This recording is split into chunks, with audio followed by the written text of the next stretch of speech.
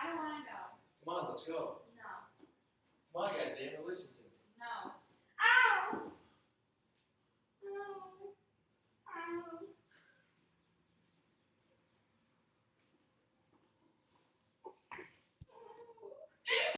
As you see in this video, social inequality happens every day in our lives.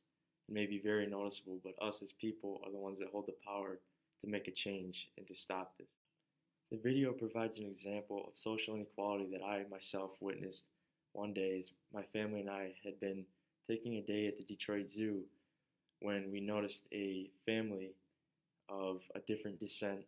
The younger boy was acting up and he wouldn't listen to his father, so the father used his authority against him and struck him in the face 3 times, close-fisted, and this became a real problem to us because you don't just hit your kid in the face like that.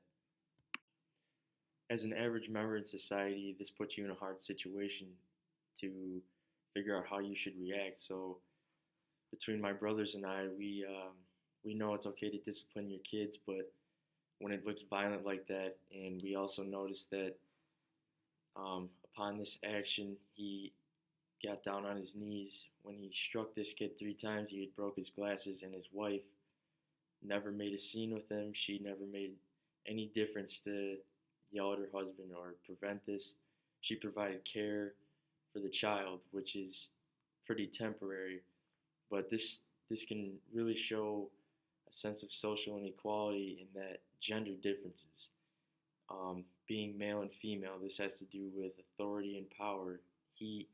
And maybe in their culture, the man is dominance and the women don't have much power, so she didn't feel free to act upon this. And whereas we, as a different society, notice this as a social inequality, but having this power difference creates the bystander effect because we don't want to intervene on something that's not a part of our society, that's not a social norm.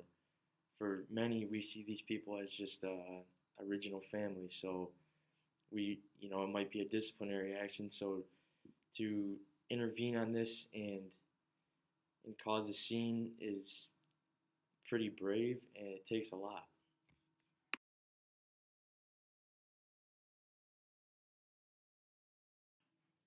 The term gender norms is what normalizes this social inequality. It creates about like a structure that just it seems normal to people when really it may be harmful to some.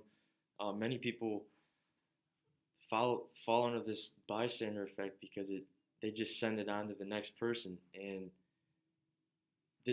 what makes this different is this is a family and it's not a stranger acting upon another stranger, which then people may intervene, but they see this as a father, son, and his mother, so they view it as normal, and that's why this type of social inequalities continue on today.